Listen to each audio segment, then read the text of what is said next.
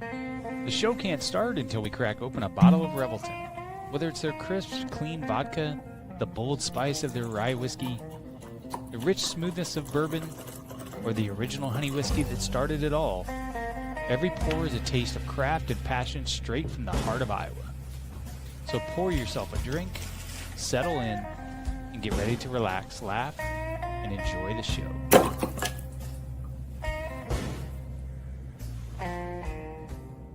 Hey, it's Andrew Downs. I'm proud to support Three Beards Media, and I would love to work with you. If you need merchandise for your company, organization, band, softball team, whatever, I can help. From name brand apparel to promotional items, large orders or small, online stores, and more, I can help your brand stand out. AKC Marketing is local, based in Johnston, and we are an employee-owned business, so our costs are low and our turnaround times are fast. But most importantly, we give you personal service to make sure you get exactly what you're looking for. Email me at andrew@akcmarketing.com or find me on social media, and let's make some cool stuff together. Now sit back and enjoy this Three Beards Media podcast.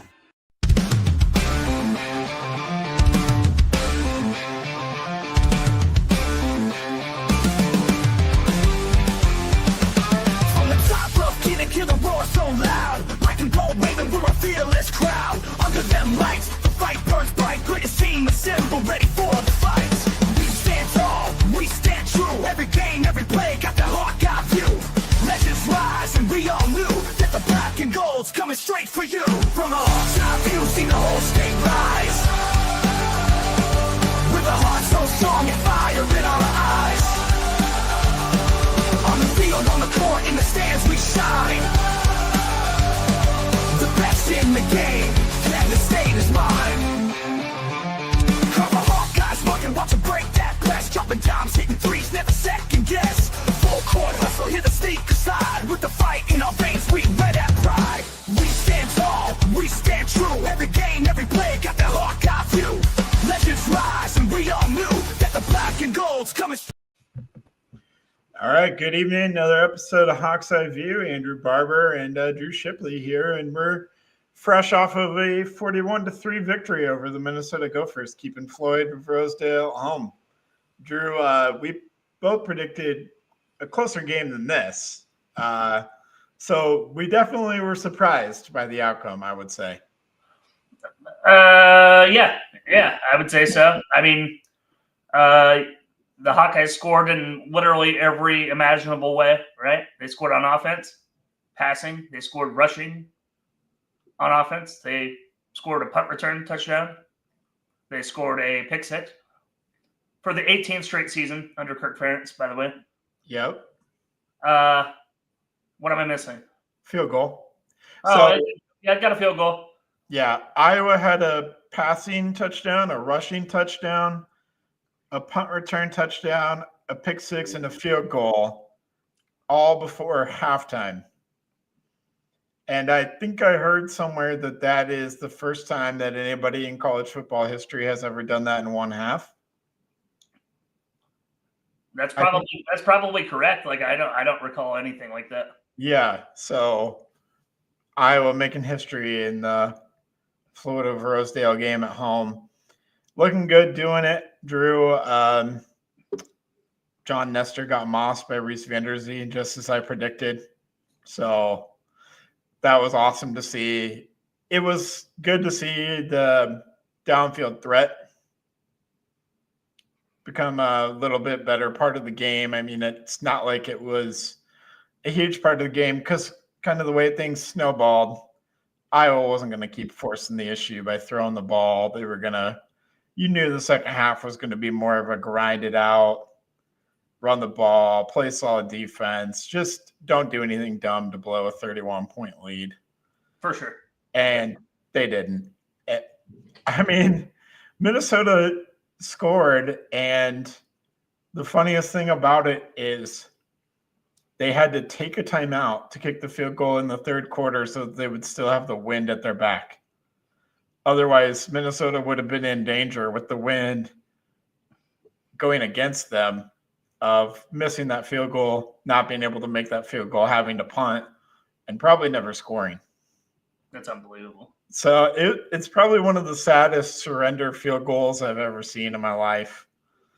You know what? Also, you know what also happened on that drive was like 3 personal foul penalties on the Iowa Hawkeyes, the least penalized team in the country. I know. And that's the only way they got to our side of the field, really, to kick a field goal. Yeah, that was pretty rough. Because we helped them. Yeah, that was dominance in every sense of the word. So I don't want to play too much the game of, well, look at what Minnesota did to Nebraska, but Nebraska versus Iowa, Husker fans, if you aren't a little bit scared, I think you should be.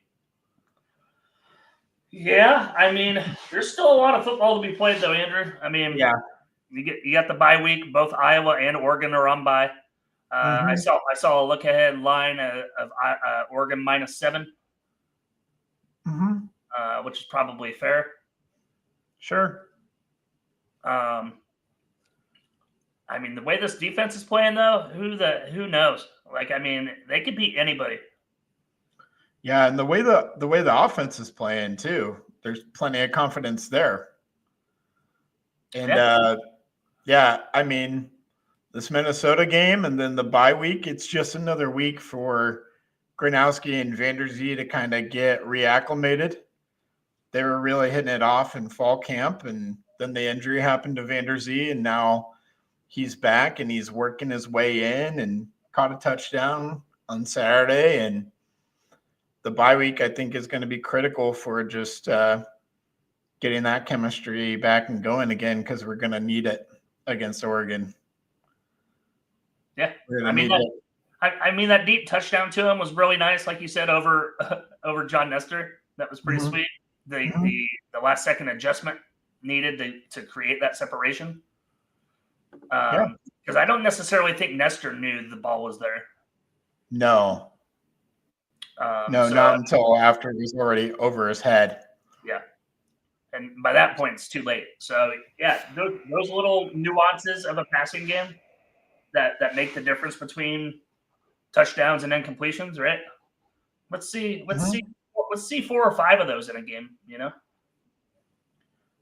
Yeah, that'd be great. I think we showed that we're capable of that. I thought Gronowski was pretty locked in, and he went 12 for 19, 135 yards. So it's not a gaudy stat line that's going to jump off the page at you. But again, we throttled it down after the first half was That's over. True. We weren't going to go out there and keep slinging it. There was no reason to. Might as well. Yeah, I was really surprised at how long they left Gronowski in. Even I was getting a little upset with that. I was okay with trying to see Hecklinski a little bit more, which, by the way, he scored his first touchdown, running touchdown. So mobility at the quarterback spot, not going to be a concern next year. If we don't so it sounds like we've found next year's quarterback. Like he's surpassed Hank Brown now in the pecking order, I guess. Yeah, of a very deep roster of quarterbacks, by the way. I mean, there's 5 quarterbacks on this team. So I mean, next year we can still talk about it. Next year, I think it will still be a competition, Drew. I think Hecklinski has surged ahead for now, but I don't think that Hank Brown's going to go quietly. And then what about Jimmy Sullivan and Jackson Stratton, the odd man out, right? He's probably Yeah, we have options. We have options next year. So, and that's not to say, I mean, if there's a situation like Gronowski in the transfer portal, if there's a quarterback, a high-profile one that wants to come to Iowa, I don't think we're going to say no to that either. I think we should, though. I don't think we're going to pursue that angle as hard as we have in the past couple of years. I think they need to, like I alluded to, like going into the season, of spreading out that NIL or whatever money that they have in the pool, I guess, if you want to call it that. Call it the pool. Okay.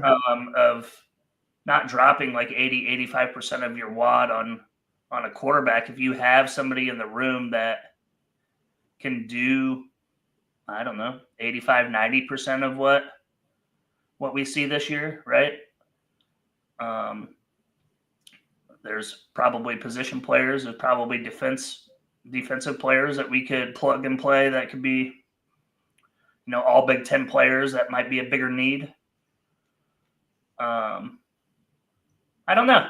I guess I would like to see this spreading of the wealth a little bit more if our quarterback room proves to be sufficient. Not great, sufficient. Yeah, I would agree. No, I don't want to spend big on a quarterback. I'm okay with what I've seen out of Hecklinski, Hank Brown, those other two guys you mentioned. I think we can find our starter there from that group and make it work pretty well. I think so too. I'd like to see us go big on a receiver. We have Vanderzee, Phillips will be back. Gill and Seth Anderson will be gone. So we do kind of have a need there, maybe. Howard, we've seen some flashes. KJ Parker, coaches rave about, but we haven't seen it too much on the field. Although KJ Parker had his moment on special teams. He threw the big block to Spring Weechen for the punt return, and he also, I think, was excellent as like a gunner on the kickoff and just getting down there and tackling the returner from Minnesota. So, but yeah, we need some kind of wide receiver. And then I think with everybody on our offensive line, specifically Jones, Dunker, and Stevens, I think will be gone. We'll probably need to invest in offensive line. Did we get an update on Bo Stevens? He came back into the game. Did he come back into the game? I didn't notice. Okay. Yeah, he came back into the game, and then once the lead got so big, they just shifted to Leighton Jones and let Leighton Jones roll out there. He's played well at left guard, and I think he's going to be – so next year, I mean, Lauk and Leighton Jones can be our center or our left guard, and then I don't know if Pieper will go. He's rising up draft boards. I mean, there's some mock drafts that have Cade Pieper in the top 10 of NFL drafts. But Dunker, Logan Jones, and Bo Stevens are out for sure. Lauk, Dotzler, Leighton Jones, and maybe Pieper are back. So we could have 3 of the 5 pretty well set next year. But we might need a right tackle and a guard or a center. Depends on how the coaches see it. Then we'll need some DB help. I was seeing some rumblings of a legacy player that could be targeted in the transfer portal. Oh, yeah? Who's that? Kyler Casper. I think we need to give up on that as Iowa fans. Why is that? He has 2 catches for 54 yards as a junior. Yeah, I think he likes being on the West Coast. He likes being a hippie and smoking weed. I don't know about that. I just think he likes being with that Oregon team. No, I don't see him transferring out and coming to Iowa. I think that's kind of a dream that I don't know, man. I'm just saying 2 catches, 50 yards doesn't really ring a bell in your junior season. Yeah, I know. But I mean it's something to keep in mind, but I just don't see it really happening. That's fair. So no, I know that we're going to be after wide receiver in the portal. I think that's probably going to be the biggest thing that we go after, honestly. So maybe corner. We're probably going to have to go corner again. So, yeah, we're feeling good. Bye week, Oregon game. We'll talk about it next week, but huge implications, Drew. I mean, I mean, every game from here on out is pretty big because if we win every single one, end up 10-2, it's playoff time in Iowa City. It's pretty much it. I don't want to guarantee it, but we'll pretty much be there. We'll have to see where we're at when the college football playoff rankings come out, because I think we're going to be close to number 20 when those rankings come out. Yeah, you would hope so, right? Even if we're not, I think we're in a spot where you beat Oregon. People look at that game against Indiana, right? They look at a road win against USC, who's a decent team. Beat Nebraska on the road, who's a decent team. Took care of business against Michigan State. I think that's probably good enough to put you in the top 12.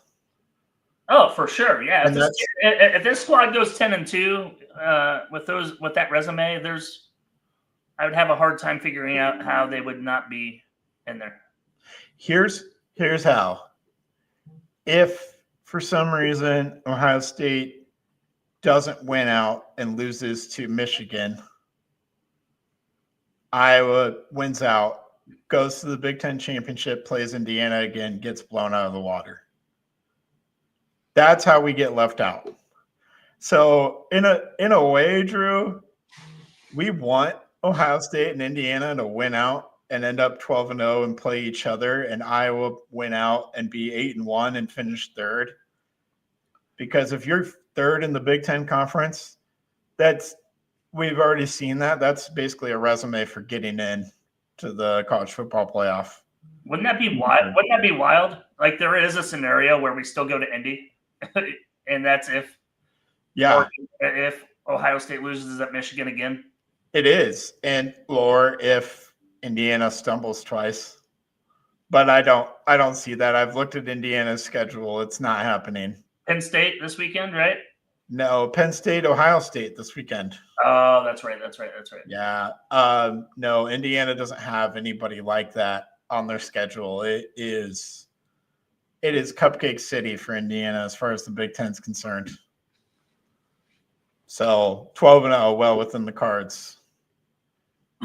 Well, the real question, if Iowa won out in this hypothetical scenario, would be did we surge high enough to host a first round game? That's oh God, no. possible. It's possible, Drew. I don't see. I don't think so. I don't think so, man. You only have to be in the top. What is it? The top. That would be top 6. Top 8. Top 8. Be top 8 because the first 4 get a bye. Top 8. Yeah, so we would. I think it's possible. I think we'll be right. 5, 6, 7, 8 plays 12, 11, 10, and 9. Yeah. So I do not see a scenario where Iowa gets to number 8. I think it'll be right. It'll be right on the cusp, but it'll be closer than you think. I believe. There's a scenario where Oregon could be the team left out in the Big Ten. Yeah. We beat them, and then the last week of the season they go to Washington. Yeah, I mean I could see that. What if the Big Ten only get 3? Right? It's Ohio State, Indiana, Iowa. Well, if that scenario works out, Washington's also 10-2. Yeah, I don't know if Washington has a strong enough resume because their schedule is pretty bad, to be honest, Drew. But they did get thumped by Ohio State at home, I think. No, just looking at this, it really depends on how a playoff committee sees BYU, Vanderbilt, Georgia Tech, those type of teams. Notre Dame. How do they value those type of teams compared to 10-2 Iowa? with where they finish. Yeah, there's a lot of football left to play. I feel like I'm rambling on here, but it's fun to think about hypotheticals as we enter November of college football playoff scenarios and have it be actually really potentially there. It's not just a pipe dream. It's realistic for sure. Yeah, I think our odds are 34% or something. So it's not like we're heavily favored to do this or anything. It's still the odds are against us. No, for sure. But with things kind of falling as they are, with our toughest opponent being at home and us playing well, you feel good about it. So Absolutely. All right. Don't want to dive too far into Oregon or anything like that. Any last thoughts on the Minnesota game? No, I just don't. Did the game seem like it had more to do with, or say more about Iowa and their program, or Minnesota and theirs? That's a good question. I think it was another step towards rewriting the narrative for Iowa, especially the offensive narrative of we can't score points. I mean, we are an efficient offense now, Drew. We get things done. We're not the most high-powered offense, but we take care of business on that side of the ball and play true complementary football. Yeah, I think I heard we're 53rd or 54th in scoring offense, something like that. 31 points a game, which is higher than Iowa State. Yeah, I saw a stat that I think I either liked or reposted. I got to see if I can pull it up real quick. Well, I'm not going to find it. But here's a good one from Chad Leistico. And I think this was 6 days ago. Iowa punted 94 times in 2023, 83 times in 2022, 82 times in 2021, all ranking top 2 in all football. And we have only punted 21 times in 2025 through 8 games.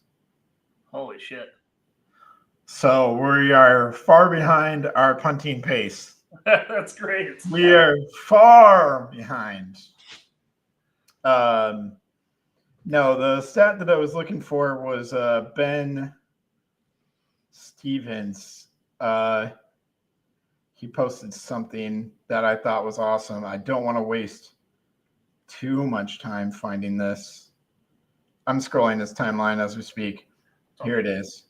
47 teams in all of Division I football have run fewer than 500 offensive plays this season. 43 teams have scored 250 plus points this season. 10 of those 10 teams have done both. Air Force, Cincinnati, Illinois, Iowa, Navy, Notre Dame, Ohio State, UNLV, USC, Vanderbilt. So we've run less than 500 plays and scored more than 250 plus points as a team in 8 games. And half of those teams are in the college football playoff picture. To include Navy, by the way. Yeah. Navy has a big game this weekend against North Texas. So, yeah, that's a good list to be on. Ohio State, Notre Dame, and USC and Vanderbilt are, I think, thought of as some of the better offenses in this year of college football. Absolutely. I was right on that list with those teams. So that's improvement. Yeah, that's the improvement we were looking for sure. Yep. All right. Well, Drew, let's take a break. Let's come back and talk a little women's basketball. All right. Making great tasting bourbon requires the perfect combination of ingredients, conditions, and time. The longer it rests, the better it tastes.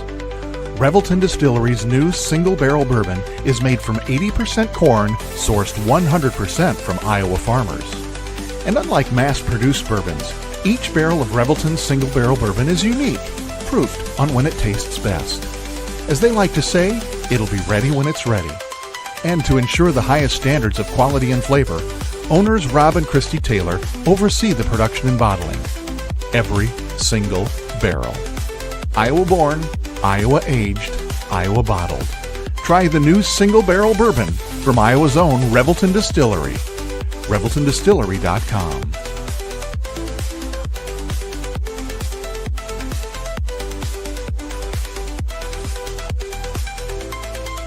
Gentlemen, let's be honest. Finding the perfect gift for your wife or girlfriend isn't always easy. You want something thoughtful, stylish, and unique. And that's exactly what you'll find at Styled by JJ Boutique. Julia Bradshaw and her team strive to be your go-to boutique for casual, boho, and chic clothing and accessories, helping women elevate their style one piece at a time. Located right here in Johnston, Iowa, Styled by JJ brings trendy, high-quality fashion that boosts confidence without breaking the bank.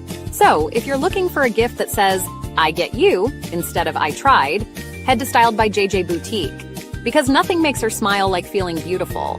Styled by JJ Boutique, where style meets confidence. Visit our Johnston location or shop online at styledbyjjboutique.com. Whether you're buying, selling, or refinancing your home, or if it's simply time to renovate the one you're already living in, you need an experienced mortgage professional to help you analyze your financing options and to make sure the closing goes smoothly. And that's exactly what you get when you call Kyle Lehman at Wintrust Mortgage.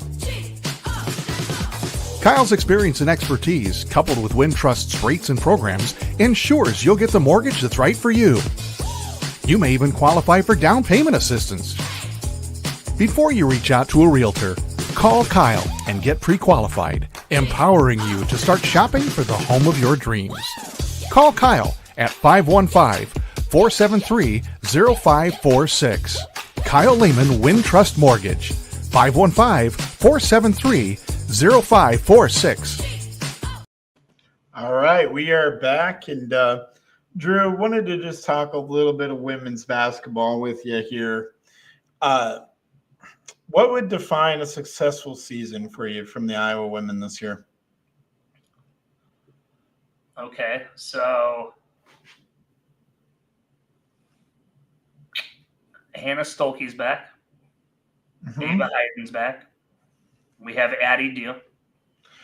Kylie Feuerbach. We have Kylie Feuerbach back on her 5th season. Yeah, I think so. McCabe. McCabe. Oh yeah. I like her shot. You know that. Yep. All coming back from a team that they make the Sweet 16 again last year. I think they got bounced in the round of 32 by Oklahoma. That's right. Yeah. Jenny Baranchek. Baranchek. Yep. That's right. Are we sure? Are you sure that wasn't a Sweet 16 6-3 matchup? Where Oklahoma was a 3 seed? Hang on. Got to look it up now.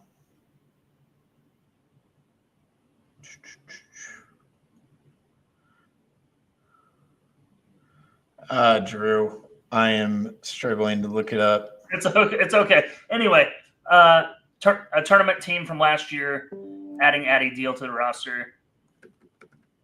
Sweet 16.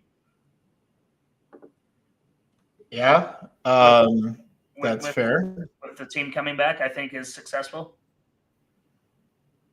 Yeah, we lost NCAA tournament second round last year, it says, versus Oklahoma. Okay. Yep. Gotcha. So, Lucy Olson gone from last year's squad, but yeah, you bring in. And man, she was really good. She was really good in March, to be fair to her. She was awesome. I think Taylor Stremlow going to take on a bigger role this year as well. Probably still off the bench, but going to take on a little bit bigger role. And then you have the transfers that we brought in with Chit Chat Wright, who's going to start at point guard. I love and that.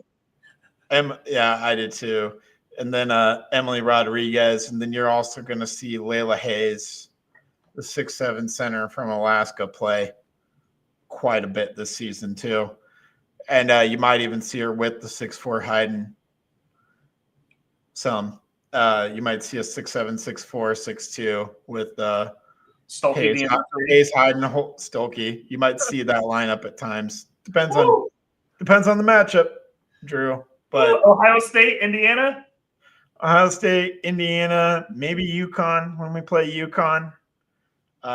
Maybe in the NCAA tournament. Depends on who we draw there. I don't know enough about the rest of the nation, to be honest, to tell you when we're going to have to roll that out there, but it's possible. Yeah. And we might just roll that out there ourselves, cause a mismatch for other teams. Well, for sure. Jan Jensen's going to try every trick in the book to get this team as many wins as possible. But yeah, for me, it's this development of Addie Deal over this season and just kind of instilling the confidence in her. And I hope people don't expect the next Caitlin Clark with Addie Deal. Let's temper that a little bit. I think if she could come in and average double-digit points, be an efficient shooter, be an efficient passer of the ball, just show a good all-around game, that is going to be kind of where I'm looking at for her freshman season. But for the team overall, yeah, I'd like to see a Sweet 16. I think this is a team that is going to be good enough. The younger pieces will have developed enough, and I like what is going on from the transfer portal perspective. I think the defense is going to be better this year, Drew, for the Iowa women. I thought it was pretty good last year. I think it's going to be even better this year. I think that's a big focus of Coach Jensen, and I look for the defense to be stellar. So yeah, they've had to find different ways to win than just outscore everybody in the Caitlin Clark era, right? Outscore 95 to 91. More so grinded out games in the 60s and 70s. Kind of classic women's basketball, I guess, if you will. Where possessions are more efficient on both sides of the ball. Yeah, that's what this year's team is going to look like a lot more. It's going to be more of that. We saw that quite a bit last year. Yeah. But we can still kind of have those bursts where maybe Lucy Olson's going off when Cabe's getting hot, Fearbox hot, a Folter who was on the team last year who will miss dearly. So I think there's going to be some growing pains early with, the young freshmen like Deal and Hayes are going to find their way in there. And then Stremlo in a different role, Chit Chat, Rodriguez.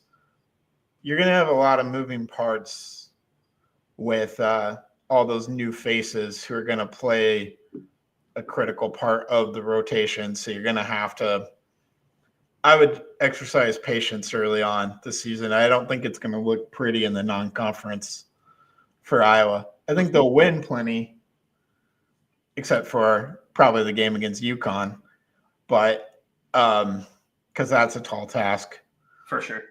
No, I just think it's going to be kind of like a Kirk Ferentz-led football team in a way where the best product will be out there by mid-February, late February, early March.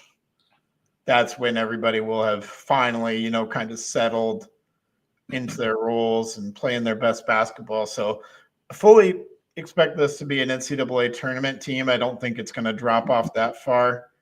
And they're just going to need the right draw to make a Sweet 16. And I think that's very possible. Yep. So, absolutely. Who is maybe your breakout candidate for this year?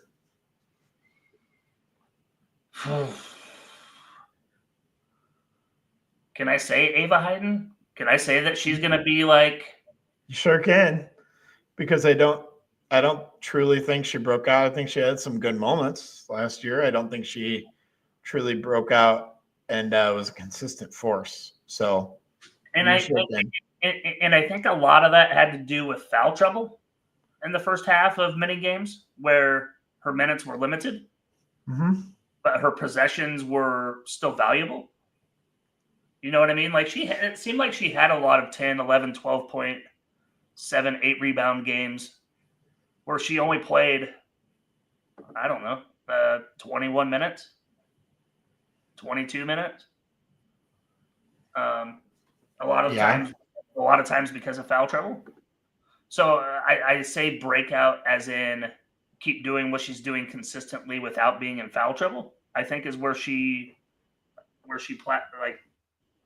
I don't know, crests to this, I don't know, breakout plateau, you want to call it? I don't know. I think she just becomes a smarter player. And she's on the court longer. That with her efficiency when she is on the court just blooms into more like a 20 and 10 type. Maybe more like 18, but somewhere in there. That would be a huge leap, Drew, because she averaged 5 points and 3 rebounds per game last year. Seriously? Yeah. So It seemed like there were moments there where she was in the double digits in both. her only double digit scoring games were Big Ten tournament, 2 games back to back, and the first round of the NCAA tournament. Well, maybe that's what it was. Maybe that's maybe the player I'm thinking that she peaked at that time. She did. So that late season surge from her was nice to see, and from my understanding, she's really worked hard on developing her range. So she's not just, you think 6'4", you think someone who's just around the basket. I don't really think so. I think she even showed last year she can stretch it out. She has a mid-range jumper. I think she's really working hard to extend that to 3 and be a consistent 3-point shooter. And if she can do that at 6'4", then I think the kind of breakout that you're talking about, where she's scoring 18 points a game. And some of this is just going to be a function of she's a starter now. She's going to play starter minutes. Yep. She wasn't playing starter minutes, so she's going to get the ball more. She's going to get more usage. You focus on usage rate in basketball, specifically at the NBA, and her usage rate is going to be a lot higher this year. So I think double-digit points are in order for her. So, yeah, that's a good breakout candidate, Drew. I think Iowa fans and myself are going to fall in love with Emily Rodriguez, the transfer from UCF. I think she is she's 6 feet tall. She can play the guard spot, play the forward, but she's like a Fulter in a lot of ways, but maybe a more refined offensive game and defensively more of a bulldog. If that's so, some shades of Kate Martin when it comes to that. Okay. Maybe not the 3-point shooter that Kate Martin eventually became. Kate Martin could fill it up from 3. I don't think that's Rodriguez's game, but just one of those awesome slashing, do everything types that's gonna really defend and also probably make most of her hay around the basket and just kind of antagonize the other team. That's really what her role is going to be. She's going to be one of those. She's going to come off the bench probably to do it, which I think is going to make it even better. But she's kind of gonna kind of command that second unit a little bit. She's like the hockey enforcer. Is that what Kind of, yeah. Every good NBA team has those agitators. Yeah, like Pat Bev. Yes. I think it's going to. She's not going to be Pat Bev exactly, but Draymond Green. Yeah, maybe not like that. I don't know. I don't know her temperament and her attitude well enough to know what that's going to be like. But I think her game is going to be agitating to opponents. Okay. So I think that's my breakout player coming up from UCF and playing in the Big Ten now. It's a step up, but I think she's going to be well adjusted to handle that, and I think that's who my breakout candidate is going to be. Is UCF technically is it Iowa technically up? I would say in the realm of women's basketball, transferring from UCF to Iowa is a step up. Big 12 women's basketball. Yeah, it's not as loaded as what Big Ten women's basketball has become. Okay, I'll give you that. I was thinking more along the lines of, UCF is in the Big 12 now. They play Big 12 teams. Yeah, I didn't mean that as too much of a slight. I just think, especially now when you play for Iowa, I think we're getting to be more of a national brand. So I think there's just a different, set of expectations. Pressure. I don't know if you want to call it that. I just think there's different expectations when you come to Iowa. Yep. So, yeah, that's where my head is at. We went through game by game. I think we're both pretty high on this team. I don't remember when the season kicks off. I think there's actually an exhibition going down tonight. No. I could be wrong. I don't know what TV it's on, if any. Probably Big Ten Plus. They kick off the season against Southern on November 3rd on Big Ten Plus at 6:30 p.m. So that's when. So next week we'll be able to recap probably the season opener for both the women and the men, because the men kick off next week Tuesday on Big Ten Network against Robert Morris. Oh, boy. Alvaro Folgueras' old team. Yes, it is. I think that Robert Morris' team made the NCAA tournament, but a lot of the guys from that team, including Folgueras, all got poached. Sure.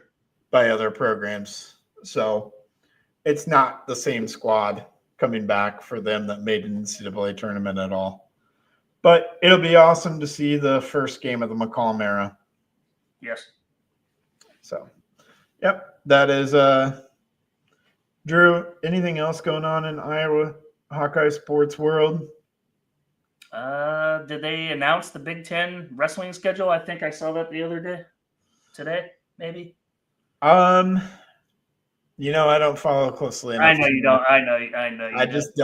I just don't follow wrestling closely enough to know that. So I'm going to have to lean on you for all of our wrestling updates. That's fair. I need to do better. No worries, man. No worries. Wrestling's right around the corner, though. That's for sure. On the scheduling note, we won't know the kickoff time for Iowa, Oregon until probably November 2nd. Yes, they put that game on the 6-day hold to see probably what the college football playoff rankings are forming up to be. Yep. And so hopefully the rankings are good. And I think I'm rooting for big noon kickoff, Drew. I'm rooting for 11 a.m. as well. Yeah, 11 a.m. because of the body clock factor. I know some people think maybe we make too big of a deal of that, but actually this Oregon team has already complained about time zone changes once this year. So it's in their head. They've actually, I think Dan Lanning brought that up. That you know what? How many East Coast teams had to go out there and get their ass kicked at 11 o'clock at night? Right. Right. So yeah, you know what? You join the conference. You're gonna take the medicine as well. Right. But that's what I mean is this Oregon team is seemingly affected by that. So give me the 11 a.m. to give a little bit of a competitive advantage to the get the juices going at the Think Buying Golf Course at 7 a.m. Let's go. Oh yeah. So, not Hawks IV related, but a good live show at Fairway Franks last night for Billy and Willis. So, Fairway Franks, good place if you're in Norwalk. I liked it a lot. So Nice. Drew, if you make it to Iowa sometime, I think we should look to do a live podcast I agree. at Fairway Franks. And the best news is that's 5 minutes from Chris's house, so it's easy for him to set up. But Oh, that's wonderful. yeah, but it's a nice setup, nice place. So Cool. thought I'd throw that in there. I'm glad they had it, and it seemed like they had a good turnout too. They did. Yeah, I was there. I got to meet Rev. So Rev, if you're listening, Rev Ray? Rev Ray. Oh, Rev Ray. He is a trip. He's a legend.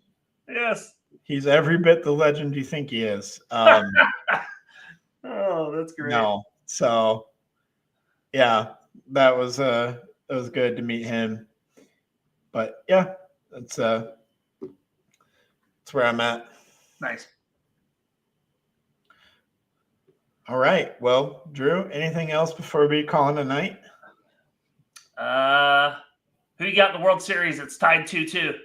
Oh, I'm glad you asked. I gotta roll Dodgers. I know people don't like the super team. Yeah, that's lame. Lame. I like Ohtani, dude. I love Shohei. And he's Baseball protected him. He had a fall guy, like Chris Carter. fine. Whatever. He's clearly the best baseball player of all time and deserves a World Series. He already has one. He does? Yes. Oh, no, he doesn't. Yeah, I was going to say Never mind, win. he was an angel in that one, wasn't he? Yeah, he didn't win a World Series yet. No, you're right. You're right. He hasn't yet.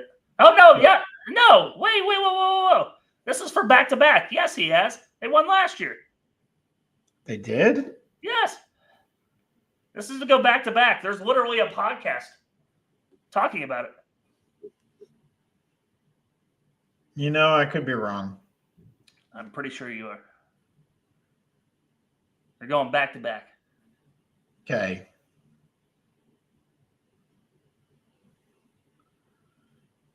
Oh, yeah, because they beat the Yanks.